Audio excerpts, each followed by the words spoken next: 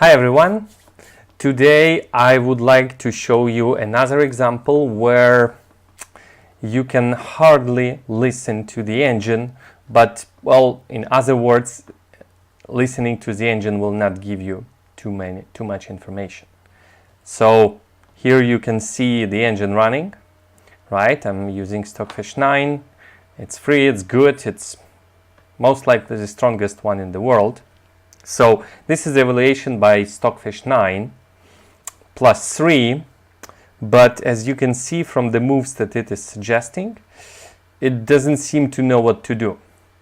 Well, the first line goes bishop c2 and then e4, and then king comes to f3, probably to eat that pawn on d4.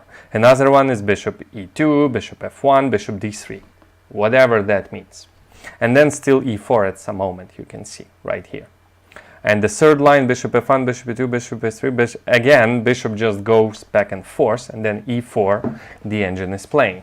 So indeed, e4 seems like the only way to make progress, right? So the king cannot pass here. If it goes to f6, the game would be over, right?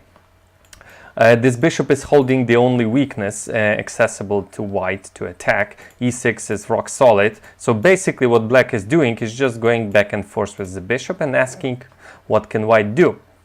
So how would you evaluate this position? Can white win this, or is this a fortress and the engine cannot comprehend it? It's a tricky question. But you see that you cannot receive any help from the engine. Depth 70, evaluation plus 2.99, and it's not increasing. So I would actually, if I don't use my mind and just my knowledge about the engines, I would assume this must be a draw. If the elevation is not going higher and it's going back and forth, it looks like a fortress. So as you can see now in the main line, the Stockfish goes e4 on move second. So let's consider bishop c2, bishop b7, e4.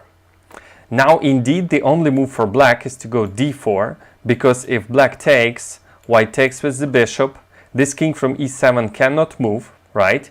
This bishop has to guard this pawn, so it has to come back to a8, and now white can easily win with the breaks through b5, a takes b5 and a6.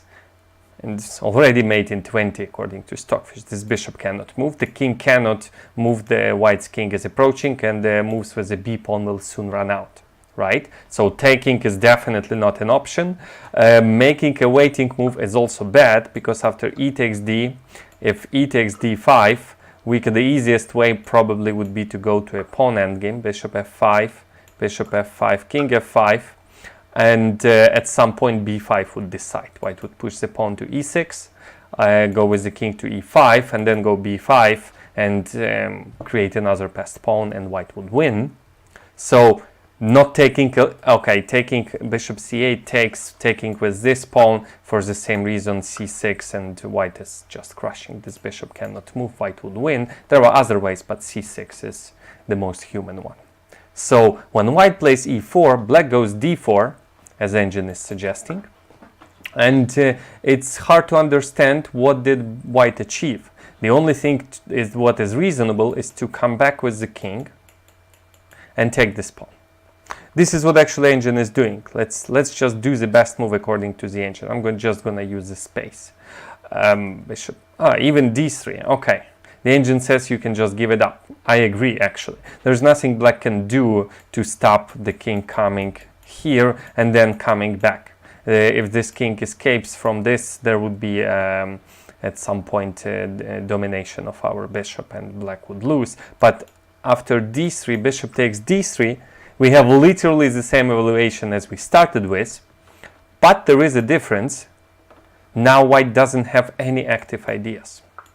The only active idea that comes to my mind is to go b5, but then black can take with the a pawn, and white achieved nothing. The bishop just got one extra square to spend time on. That's it. And this is a fortress. That's indeed a fortress. White cannot improve the pieces. If the bishop goes to a4, black just goes bishop b7, going back and forth, or to d7. Frankly, that doesn't matter. This one is indeed a fortress because only one pawn breakthrough is available and it's b5, and it's going nowhere. So you might be thinking, this is a draw, right?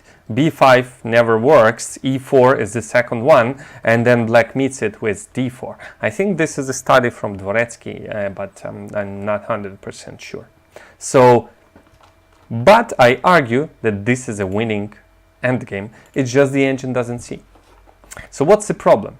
We figured out that after e4, at some point, black has to go d4. Everything else would be losing, capture or ignoring.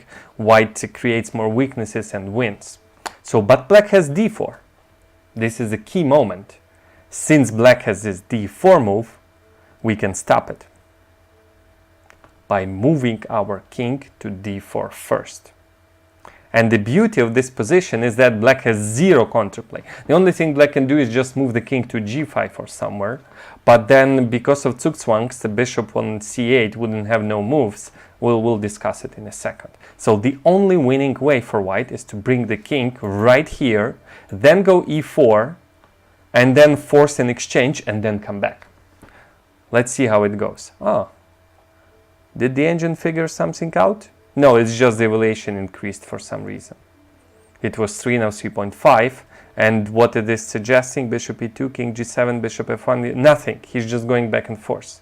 No suggestion whatsoever. The winning line goes like this. King g5, black makes a waiting move.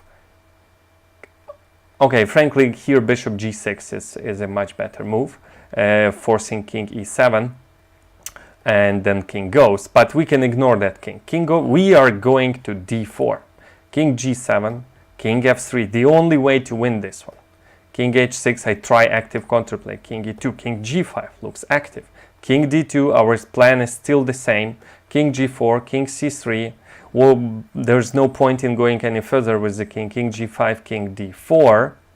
Black makes, let's say, a waiting move, and now we go e4, and now we improved our position. If black goes, so there are two ways actually now. It's bishop c8 and takes. If takes, we take, actually doesn't matter, we take with the king. Bishop c8, we go bishop e2, cutting off the king. Bishop b7. Oh, no. How do I win this? There must be some sort of, I forgot this one. There's a simple win. Let's say bishop c4, waiting move. So king g4 probably. And now,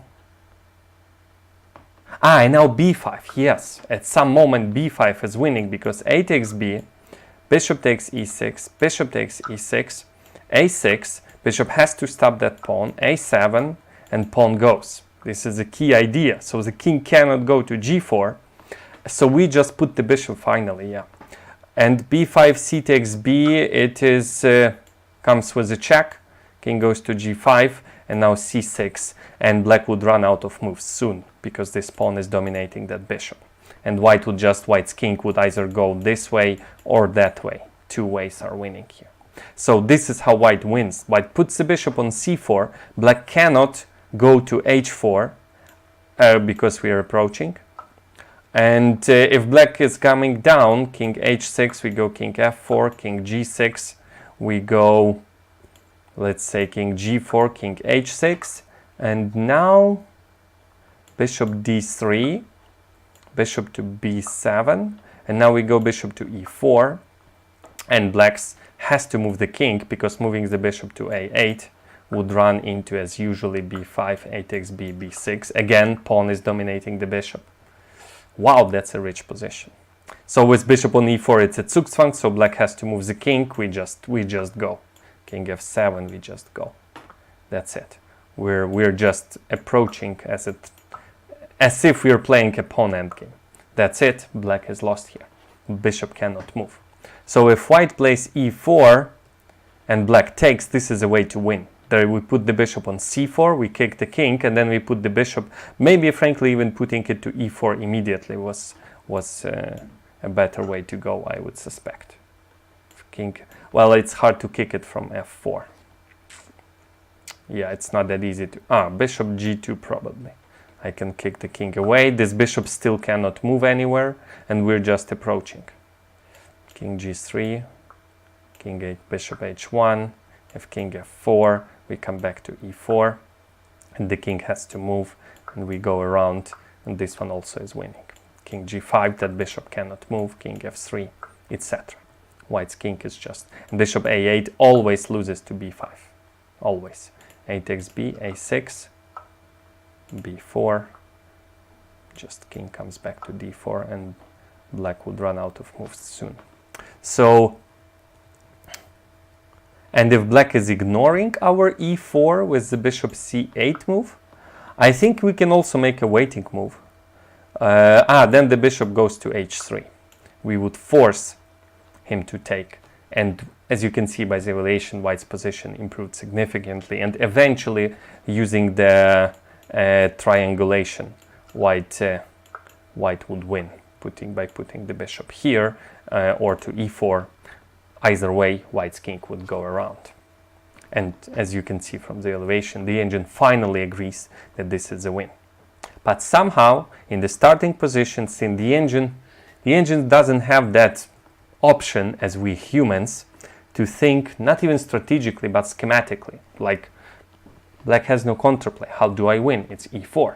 But there's d4, and now I have no way to improve. Haha, I have to stop d4. How do I do that? I move my king back. The king looks so amazing on g6, right?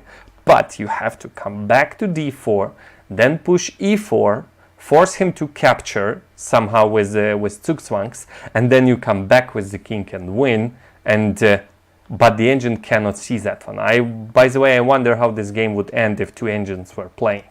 Maybe at some point it would randomly figure out that the bishop has to, the king has to go to d4, but I find that hard to believe. e4 is the best move at depth 40. And then it's a draw. It's a horrible mistake, e4, because after d4, that's it. There's no way to win. It's a proximate variation. Black is just standing. Black no need to move the king. Black is just standing. White can go around.